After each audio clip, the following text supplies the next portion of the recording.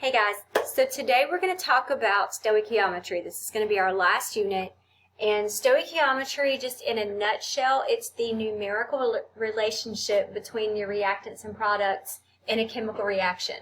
So if we're given a balanced reaction, yesterday we worked on balancing. So if we're given a balanced reaction, your coefficients are the numerical relationship.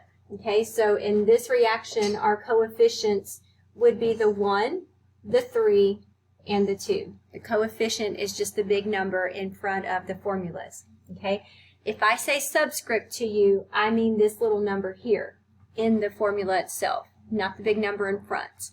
So those represent the numerical relationship. I'm going to refer to that a good bit as something called a mole ratio.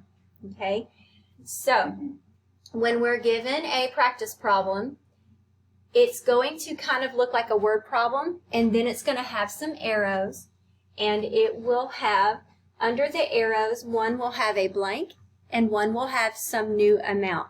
So in a perfect reaction, we've got like 1 mole of the N2, 3 moles of H2. Those react to form 2 moles of this entire formula, which is NH3. Okay? So that's our mole ratio. If we had 1 mole of N2, 3 moles of this, we're going to form 2 moles of product.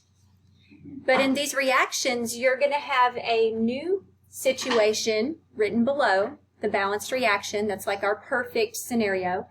And it's going to give you some new amount and some blank. I want you to notice that you're only going to have 2 items at a time. Then there's going to be the rest of the reaction you would just kind of ignore.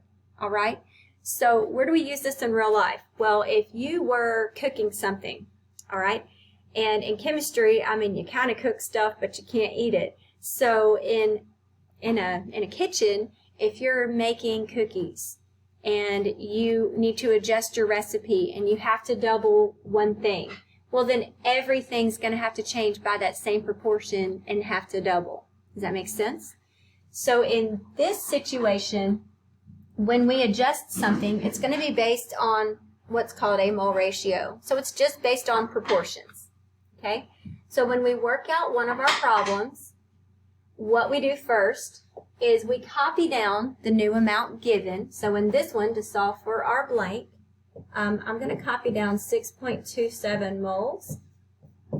And then I'm going to include the formula that lines up above it without its coefficient. So this is 6.27 moles of NH3. So I'm just going to write that down. And I have to find out how much H2 that's going to make us need.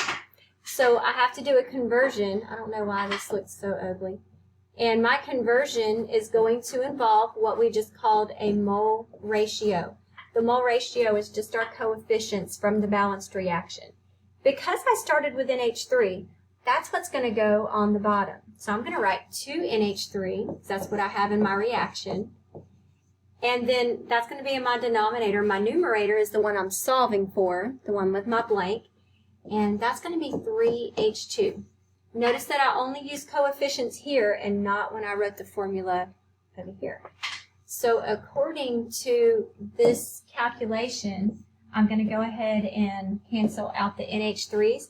Then I just take my calculator, 6.27 times 3 divided by 2, and I would get my answer. Can one of y'all find that for me? I think it's 9 point something.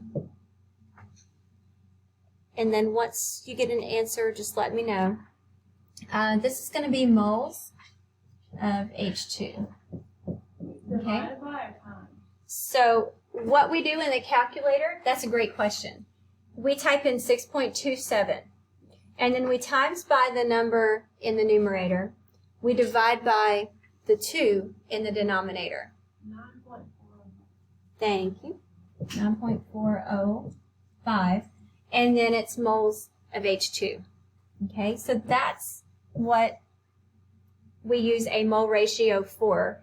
And the mole ratio part is right here. This part right here is the mole ratio. Notice that the numerator came from one part of the reaction, the denominator came from the other.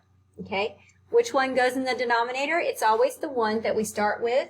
It's the one that has the number under the arrow, and the one with the blank, that's what goes on top. Okay? So, that's kind of how we work this out. Let's do one more. Kind of make sure that y'all are good on that. So here's another reaction.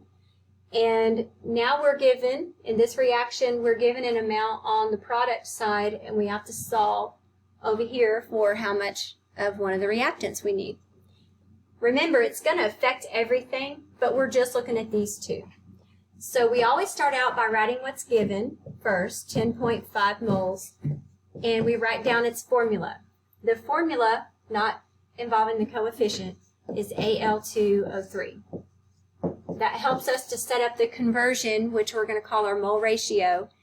And so we're going to have a numerator and a denominator. Our numerator is going to be the one we're solving for. And then what we started with right here, that's going to be in the denominator. So 2Al2O3. And I'm going to cancel the aluminum oxide, but that 2 still stays there. So this is going to be 10.5 times 4 divided by 2. That one I can kind of do in my head. That's going to be 21 moles of Al. Okay?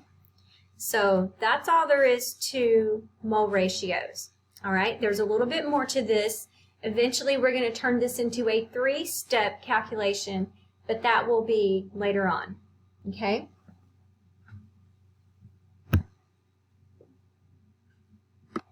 Okay, so on the practice work, I'm going to go ahead and do number 2 with y'all just to help you with balancing, because this is not something that I think I've posted a video of.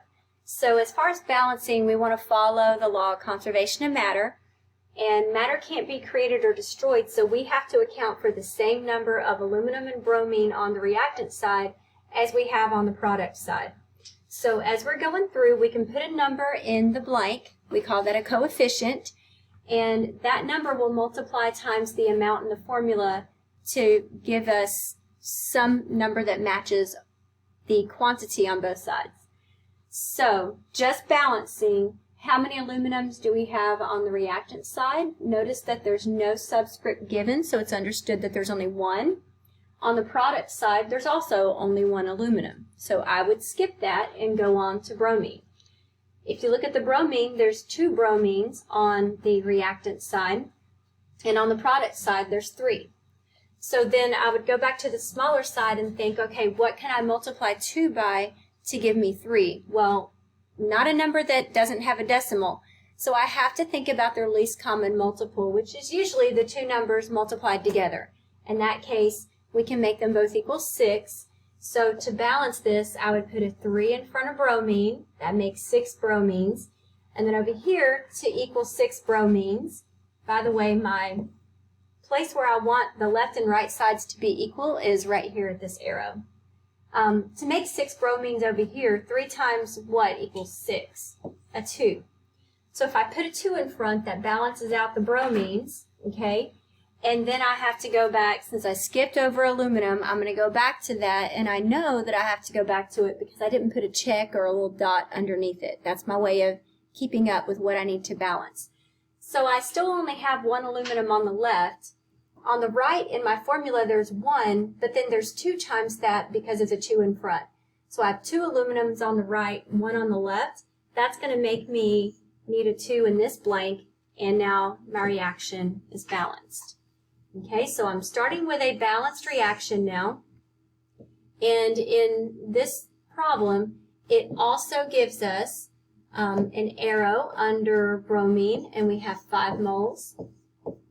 And we're going to need to solve for aluminum bromide, the moles of aluminum bromide. And so what we're going to do now is set this up by copying what's given, 5 moles of bromine. And then we're going to multiply by the mole ratio. The mole ratio is going to have bromine in the denominator because that's what we started with. And we have 3 of those in the reaction. And then in the numerator, I've got 2 aluminum bromide. So I just simply do 5 times 2 divided by 3. Remember, the bromines cancel. So doing mental math, let's see, 5 times 2 is 10. 10 divided by 3 is 3 1/3. And that's going to be 3.33 repeating moles of aluminum bromide. And that's our answer to the second one on your practice work.